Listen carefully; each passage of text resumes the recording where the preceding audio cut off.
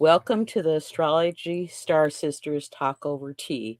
Today's subject is Uranus Jupiter Conjunction in Taurus. And Sue Minahan is back with me today to have this discussion. Welcome, Sue. It's good to have you back. Oh, Liz, this is a real treat. I'm looking forward to this conversation. Thank you so much. Oh, you're welcome. Thanks for being with me today. And you can get a hold of Sue through her website at talkcosmos.com, or you can email her at sueminahanastrology@gmail.com. And you can get a hold of me through my website at alightpath.com, or email me liz@alightpath.com.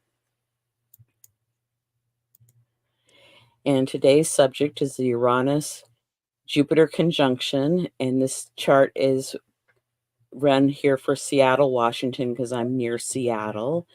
And it's in the 7th house at 21 degrees of Taurus and 49 minutes. Yes, so powerful. I think we're feeling the effects. Those are such magnitudes. Jupiter expands everything, but uh, Yeah, here we're we going go. to, yeah.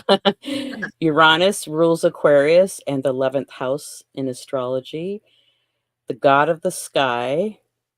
It's about awakening, freedom, independence, sociable, change maker, breakthrough, extremes, innovation, and cautions is rebellious in a not a positive way, I guess, because it could be a positive being rebellious. Um, Overconfident, blunt, moodiness, and confusion. Would you like to add anything to those, Sue? Well, the Uranus is unexpected. It is so true, although there must be little seeds of awakening. But do we really recognize them until the bolt, it comes out of the blue? It's Yes. very dynamic. I And think we then, skipped Jupiter. okay, thank Yeah, you. there you Okay. go. All right. Jupiter rules Sagittarius as the modern ruler and Pisces as the traditional ruler. It rules the 9th and 12th house, and the 12th house is the traditional house. King of the gods, it's higher mind, knowledge, and wisdom.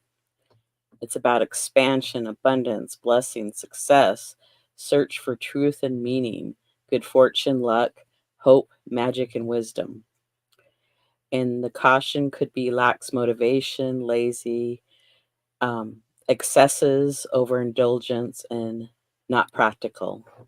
Want to add anything? I do, because these two great planets in our solar system and the gods as they are represented in archetypal mythology represent such a strength, because Jupiter is the thunderbolt god, from Homer and Odysseus and Odyssey, that is, and in all of Western mythology, Jupiter throws the thunderbolt, and Uranus, from what I've understand, being the sky, because in the mythology, Uranus and Gaia, Earth, through their marriage of connection, birthed all the life here on Earth. And Uranus is the thunderbolt that Jupiter throws. This is what's been coming to my mind. And so it's really powerful, because in the sky is everything that Uranus, we have from what we see in the day and the night, the stars and everything else beyond it. So it involves so much more than just our personal life. It's very strong. Thank you for that. Okay. And then it's in the sign of Taurus, which is a fixed earth sign. It's ruled by Venus, and Venus is about love, beauty, money, talents. It rules the second astrological house.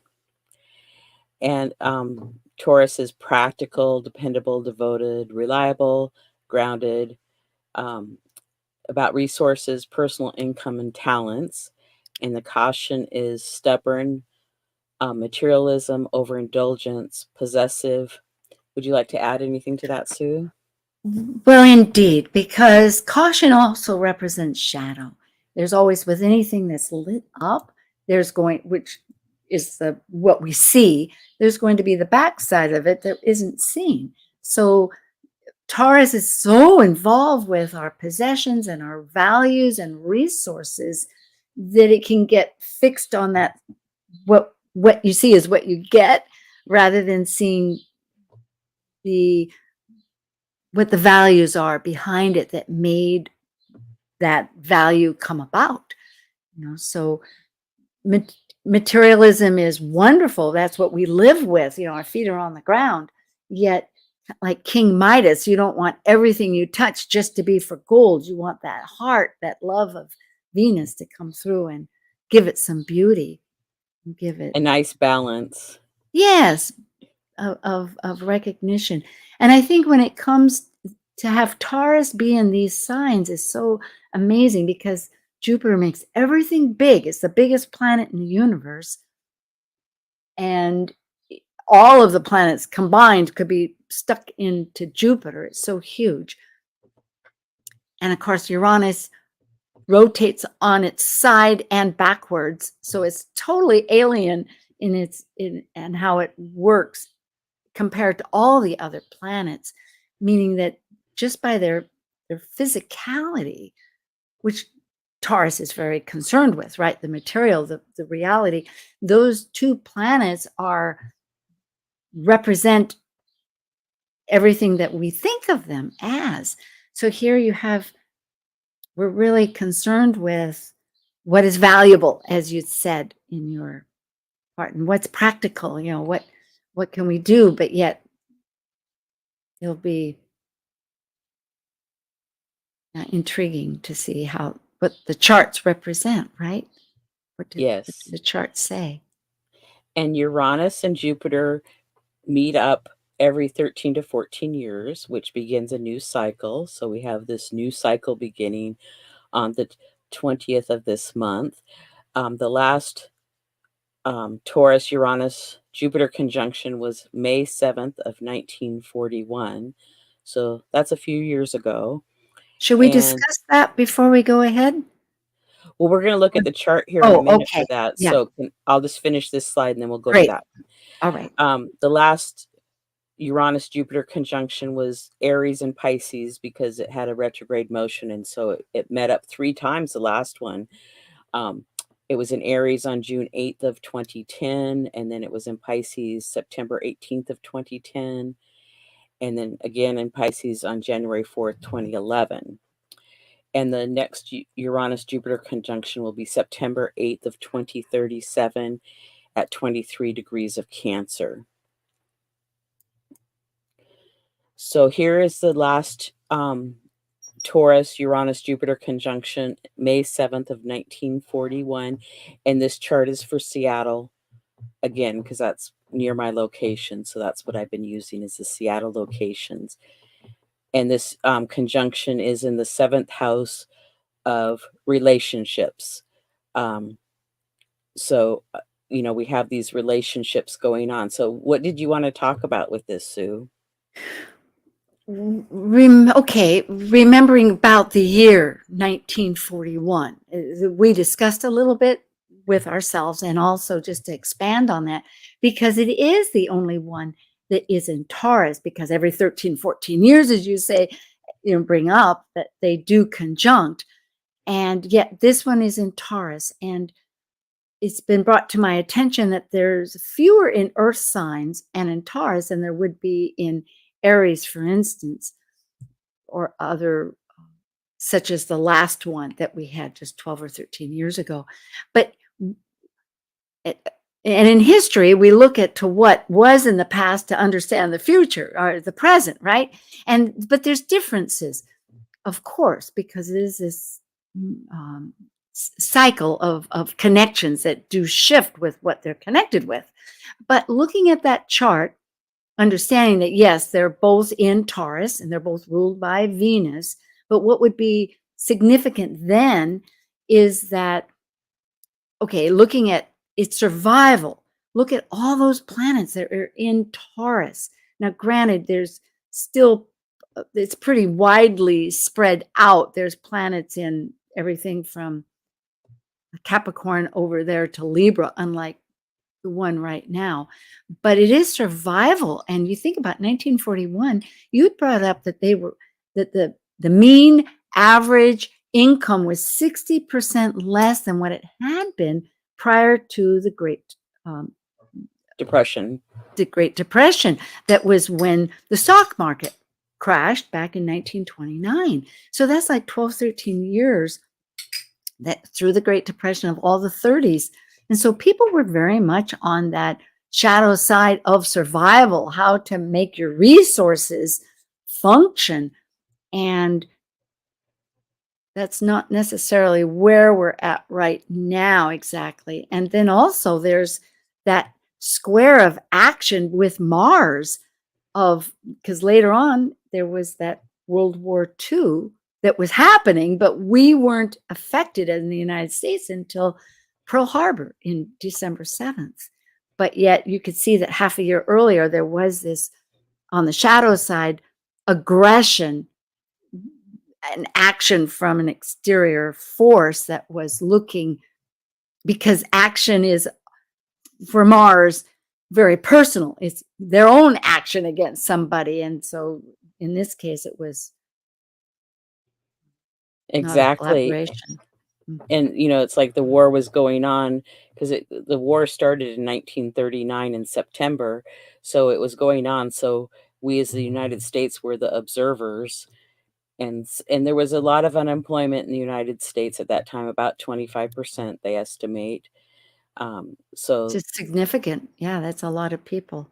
and then, with this chart, the sixth house, so I wonder what the economy was in the Seattle area because with all that energy in the sixth house, there might have been maybe more jobs in this area than some of the other areas. I don't know. I'd have to look it up. But we have this huge stellium in Taurus in 1941, and when we changed to the chart um, for on the 20th of this month, it'll be a little bit different. And then Neptune is trine Uranus and Jupiter. So it's possible that the people in the United States were, oh yeah, there's a world war going on, but it doesn't affect us maybe. And so Denial, it could have denial, been a little denial or whatever, but then quite when a Pearl bit. Harbor was bombed later that year, then we became engaged Oh, in the at the war. very end. Yeah, the tail end of the year.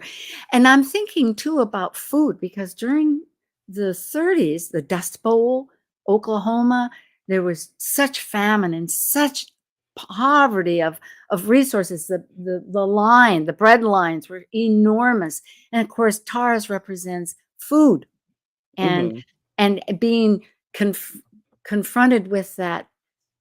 And these aren't the only interpretations that could be, except we know what history was. We're not looking ahead wondering. We know that at that time there was this distinct trauma that Aquarius can represent of trauma. It can be a trauma signature, at least with evolutionary astrology. There's the change is so fast that people don't accommodate. And then also with Neptune, this sense of, as you said, the denial part of it with the resources of food. So yeah, it was a distinctly different. I don't know. We're not quite in that same element of Well, existence. I remember my grandmother talking about that they had coupons of how much sugar and meat, gasoline you could get. So Taurus definitely rules sugar. So that's that just brings that to mind. So Yeah, no, okay, that's very true. we're gonna move on here. And I have a quote here. We must be willing to let go of the life we planned so as to have the life that is waiting for us. And that's by Joseph Campbell. I love your quotes, and this is so powerful. And doesn't this mean everything about the life? It's like letting go of those resources of that stability. I mean, Taurus is a fixed sign, so it's difficult to let go. And yet, if we don't open up space, how are we going to do the next movement. So this is really powerful. Well, and Uranus being the breakthrough could maybe help Mm. with that. So here we have the Uranus conjunction with Jupiter in on the 20th at 7:27 p.m. Pacific Daylight Time, and it's in the 7th house again, so relationships is highlighted again. But we don't have, I mean, there's still a good amount of energy in the sign of Taurus, but in the signs leading up to that, the 5th and 6th house, the 5th house has quite a bit of Pisces energy, and then the 6th house has that Aries energy. So we have a lot of stelliums or groups of planets or planet bodies in those three signs instead of just one more specific sign. It was really clumped together, and we still have a clump here, a concentration of energies here. And your quote feeds into this so beautifully. That was a wonderful quote, Liz, because with that Aries energy breaking away from the Piscean wholeness, opening space, it's demanding from Taurus to let go, to let that new motion move in. But it's on a daily basis, I guess, too. Mhm. Okay, so we have a few aspects going on here. We have a grand trine, which makes a kite, because we have sextiles off the grand trine. So the dark blue is the trine, and then the sextiles are in the lighter colored blue. And so we have the Jupiter Uranus there in the 7th house, trine to Black Moon Lilith in the 11th house, and then trine to the 3rd house with Ceres and Capricorn. And so that's a flow of energy um, through the earth elements to help us ground, be more solid, build a foundation, perhaps. But it's also asking for change. And Ceres also has to do with food and the effect that it's, the harvesting of the gathering of what we've planted. And I haven't heard so much about the farmers lately in the news, but a few months back, I know in Europe there was a lot of talk about how people farm, and the farmers were basically on strike. And I haven't heard any more about that. So maybe they've come up with some resolutions, perhaps. I'm not sure. And then I always think of Black Moon Lilith as how do we resolve our issues? It's like, how do we bring um, that we can meet in the middle, perhaps, or shift a little bit. We don't have to agree 100%, but we can come together somewhat. Do you have anything to say Uh, about the trine? yes, I do. Thank you. Because Ceres is the goddess of agriculture. She was Mother Demetra in the Greek, and her daughter Persephone was that represents the return of spring and food, and that went away and then came back. So it's how we nurture ourselves. And that's essentially one interpretation. But I think of Israel, not Israel, but with the war that has been going on with Ukraine, that it is the food basket. And so here you have Russia that's wanting that food basket. And it's all about food. And this whole problem that not only does Ukraine produce food for Russia, but for a vast other area, and that they've had tremendous troubles with that production, and therefore it is going to have a ripple effect on a large area. So there is that concern. Well, And I wonder mhm, what it's going to be like here in the United States, because we've had a lot of tornadoes and some yeah. unusually cold weather for this time of year, where, we grow our food. So it'll be interesting to see, do they have less crops this year, or are they coming up with new ways to grow what they A- grow? and And that could be it, because looking at your kite, which I know you're about to mention, but it's in water. And water, of course, sustains, they work very well together, water and earth. And I think of hydrophonic, with the Mhm. drip system, that there's, oh, and Israel, for instance, is a big proponent of the drip system. They need to. And that was brought up, I know, that when California was having both their fires. This is some years back, since not 19, but 2020. And also that they were drawing too much water from the aquifers down deep. And I think since then there's been a lot of rain and replenishing it. But there was this idea of how does California use their irrigation? Is it an old system or is it a new system? Which is technology to be more efficient. And that really comes up with sixth house efficiency, Virgo, that wants to know the best technology, how to fix things, and really make it productive. Well, and Neptune is part of that sextile forming the kite. There we have Mars and part of Fortune and Neptune and Nessus in there too. So, how can we farm and then on the ocean? So, it could be even our seafood, Oh, because I know how they get the seafood. Um, some places regulate it really well and others don't. And the places that haven't been regulating, they're not they just don't have as much seafood to harvest. And the places that do regulate it, it's like they control how much is being taken so that it'll continue for generations to come.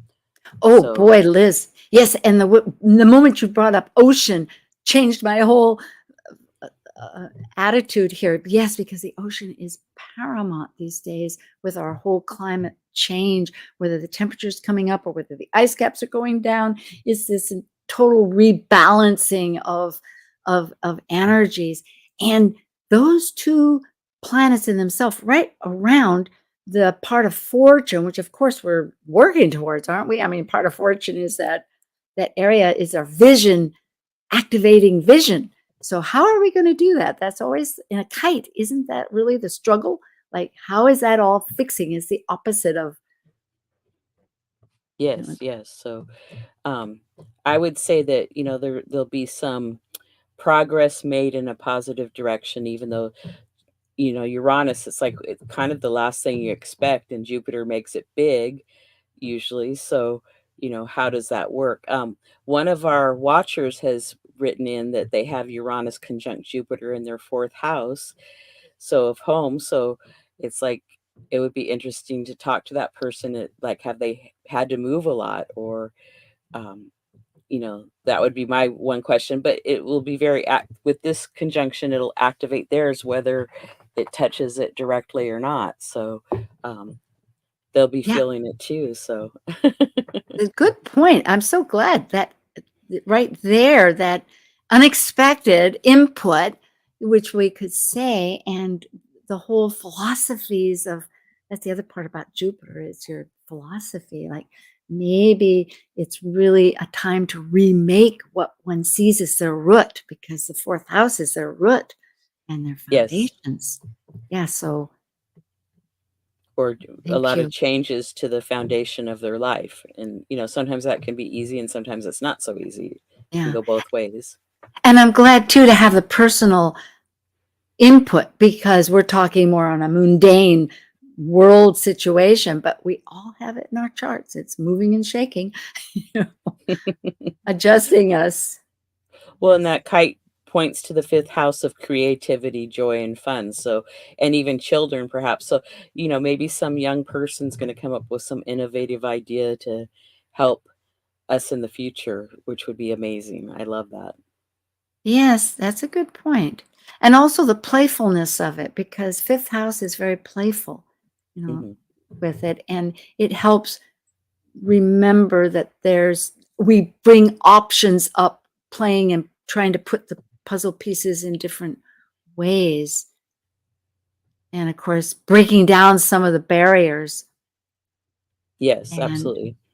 So, different resources. Go ahead. Yes. so all these aspects here are flowing together and working and supportive of each other is the last comment I wanted to make on this slide. Do you have anything else to add? I'm thankful for that. I think that this works. It's good to have support through the changes. It helps us know that the universe does support us, that regardless of what we may need to let go, as in your quote, that there's new life opening up for us and to welcome it. So let's see what happens here. Go ahead. Okay, then we go into the cardinal T square, and we have the south node in the 12th house in Libra, and square to that is Ceres in Capricorn, and then to square that is the north node, Mercury, Venus, and Chiron in Aries. So we have a nice T square going on there. And to me, T squares are always about let's make some adjustments, and you know, are adjustments difficult? Well, sometimes if we're being stubborn and don't want to make them, but sometimes it's really good to have adjustments. You know, to just we can make things better sometimes. So and we've had a lot of heart energy opening up and balancing relationship between self and others, and how we nurture ourselves. So that might need a little bit more rebalancing at this time. It is so positive. It's really true because it's cardinal, meaning it's an action oriented. And from what I understand, the universe loves action. If you take one step, then the universe has a way to open up and receive us and for us to move forward. If we think of it this way, that we're related to the greater source of life and others, that we're all in a dialogue back and forth. And that series, I'm looking at Ceres and I'm looking at Venus. Ceres is doing double duty. Here it is in this activation square. It's the midpoint between the south and the north nodes, releasing to receive. And then also it was in that trine, that we spoke of earlier. So we're doing a lot of compassionate structuring and reclaiming, nurturing, and it's healing with Chiron there, with our heart. So yes, I think we're in the right steps. It's helpful because, as you say, change is on one hand very welcomed. Oh boy, but then it's not always as planned. In other words, sometimes we don't recognize what it is that we have held on so much that we need to let go of. You know, Well, and a client the other day who was an Aries said that they didn't want to be selfish. And it's like, well, what if you're selfish in a healthy way to nurture yourself? And so just to kind of reframe that for them, and that's what it reminds me. It's like if you can be, because if you don't take care of yourself, you don't have something to share with other people. So it's very important to nurture ourselves. it is so true. And when you start caretaking others, you realize, as I was just mentioning to a friend, the greatest thing we can do is to take care of one's own self. Because she happens to have two friends that are rather frail now and in dire needs of extra care. And so she's helping to facilitate how that can happen. And for any of us involved with that, you realize that it isn't selfish, has a good terms to it, because then we have that. It's almost like philanthropy. You own enough that you can then give back. It's a payback, right? And I think the Native Americans always knew that too. If they killed a fish or killed a bear or killed whatever, it gave thanks for that sustenance, so that they could Gratitude go and on. thanks, very Yes, important. yes. Well, our viewer has made a comment about, um, they have the Uranus conjunct Jupiter in their fourth house, and they've had to move 10 times in the last 9 years. So, Oy vey! Well, it would be a fascinating recount to know what alterations happened. Now, with that said, I move around a bit myself, but not quite like that. My father, though, understood, and my husband's father moved greatly. Like they moved just unbelievable times when they were children, one house and the next house and something else. So, but I'm not trying to be stymied, but I'm wondering to what evolved is through that process. There must be, I hope, and they're coming up in 10 years. There must be a 12-year cycle with their own Jupiter that's coming back, right? I mean, there's different cycles to look at to Right. see how that's, well, blessings to them. Yes. And Okay. courage. And we have a couple other aspects here going on in the chart that I wanted to mention. And one is the opposition between the moon and Neptune. The moon's in Virgo and Neptune is in Pisces. So if we were looking at this as a collective chart, or the Seattle area, or even the west coast of the United States, we could say that the moon is the people, and it's in the sign of Virgo at the last degree, and it's opposite Neptune. So perhaps people have big dreams, or they've disillusioned themselves. It can go either way. Or they want to fix something too. Virgo wants to fix and not just have the what they perceive as sloth from just the ever sustaining Piscean energies. So I mean, yes. And then we have the sun is square to Pisces. So that's a very powerful aspect of the ego and power. So there could be a little bit of friction going on with ego and power at this time. Hopefully that's for your transformation, your growth, your soul growth of transformation, because Pluto represents in evolutionary astrology that purging of what no longer is supporting you for your growth, your soul growth, and meaning that the changes, it's accentuating that element of change that Jupiter and Uranus are involved with, and all involved with Taurus. It's of your possessions. And yes. And how you make your money and your valuables and everything. So, And what you value. Yes, mm, that's right. Very much your core value. So it's a lot of introspection, because Pluto also wants to know why. And it's right there in our root, in our fourth house of who we, back to that other person that has theirs in their fourth house. It's very much the beginnings, your roots, and your childhood, and your whole story, a foundation, the foundation. well, and when the sun last, this is the first quarter square from when the sun conjuncted Pluto, probably in Capricorn. So earlier this year, the sun conjuncted Pluto for a new cycle for the year, and it's at its first square now to make some adjustments to whatever that new cycle of the sun and Pluto are. Of, how do I transform myself to be who I want to be? Well, these certainly do add to the story. It's a process. That moon is saying it's a process, folks. It's emotional, like you had brought up earlier, but that's And we're good. broadcasting today on April 13th, and the sun is conjunct Uranus today at 23 degrees of Taurus. So, and I didn't even realize we were producing today the episode on this, because it just kind of comes together. And then on April 18th, the sun will conjunct Jupiter at 28 degrees of Taurus. So that's starting um, two new cycles with sun meeting up with a planet to start those cycles for a whole year. And then on May 25th, Jupiter ingresses into Gemini, and that will be our next month's topic.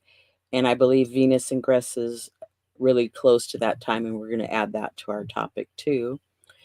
And then in July of 2025, Uranus will ingress or move into the sign of Gemini. So we have a little bit of time for a little more than a year that Uranus will be in Taurus.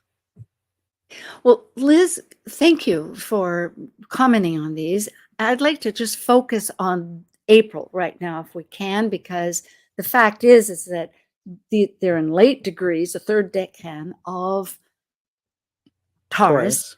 And it's very intriguing that the sun is going to be connecting as to get counseling, you could say. The sun, Apollo, that moves everything in the universe. We all rotate around the sun, so it's our ego, it's who we are. And to think that, okay, they're conjoining on the 20th, just following this, yes? Yes, the And Jupiter so Uranus. prior to then, the sun must be wanting to confer with Uranus. Hey, what changes do you want to make? Like today happening. Like, what is it that you need to adjust to? Like, what is this new opening that you've said what is it that I have to let go of? It may be in my daily routine, if it is sixth house, or maybe with my values, with my relationships of the seventh house, that in order I can welcome and be ready for these surprises that won't be so surprising, that will be more like a celebration rather than a terror or a fright that you have to walk away from. I mean, it's all in our choice process, because then later the sun then decides to go visit Jupiter and say, hey, I just spoke with Uranus, and I understand that there's things that we need to let go of, that and to get to our authentic values.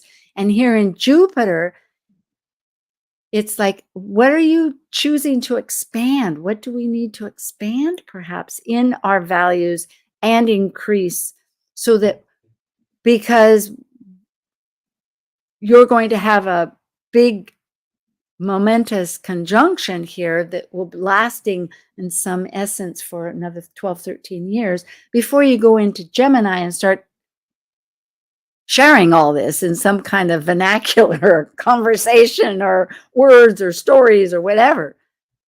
So it's really powerful. Well, and I just realized that it should be May 13th and May 18th. It's next month that they meet up after Oh, the thank you. conjunction. I was getting a little confused here. Okay, so it's after the conjunction.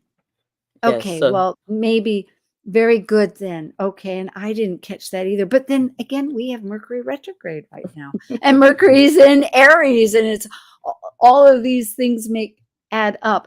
Okay, well, that makes sense, because when we first talked, I was thinking to myself, they make their conjunction, and my idea was, which I'm going to reverse myself a little bit here, just like Mercury will do when she looks, or he looks, whatever it is, backwards and forwards, she, they, to notice that, okay, you made your conjunction. Now tell me, what was the idea?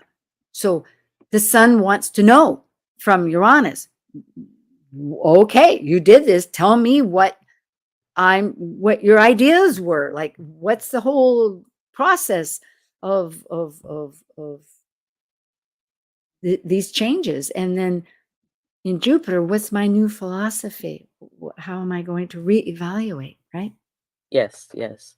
So it's like Okay. Jupiter and Uranus meet up, and then they meet up with the sun um, about 3 weeks later. So to have a review, I like Yeah, that. and yes, a review, and to find out what the new philosophy is. That's what I love about Jupiter coming up last. And I'm so glad that in your podcast, YouTube, you've put Uranus first, because there is thought, like we discussed, is the faster moving planet first or second? But here, the sun's coming up with Uranus. So you did it. Of course you did right.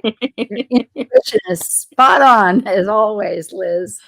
Or You're I a could have man. just been Mercury retrograde going on with Yeah, my brain. backwards, forwards, intuition. Yeah, instinctive. So, upcoming episodes, we have the full moon forecast, Scorpio full moon with Justin and myself. We have the astrology forecast for May of 2024 for Justin and myself. And then on Talk Cosmos Archetypal Symbols panel on May 5th, the Taurus new moon with myself, Justin, and Sue, because Sue is the owner and the host of Talk Cosmos. And we would love for you to come back next month for another episode with the Astrology Star Sisters Talk Over Tea. And the topic will be Jupiter and Venus ingress into Gemini. Yeah, we'll see how their love energy moves because And then here again is how to get a hold of Sue. Her website's talkcosmos.com, and her email is sueminahanastrology@gmail. And my website is alightpath.com, and you can email me, liz@alightpath. And I want to thank our audience, and come back next time and like and subscribe to my channel and Sue's channel at Talk Cosmos. Thank you. oh, thank you, Liz, and blessings to everybody there in the big sky and that we're living under. Yes. Yes. Bye for now.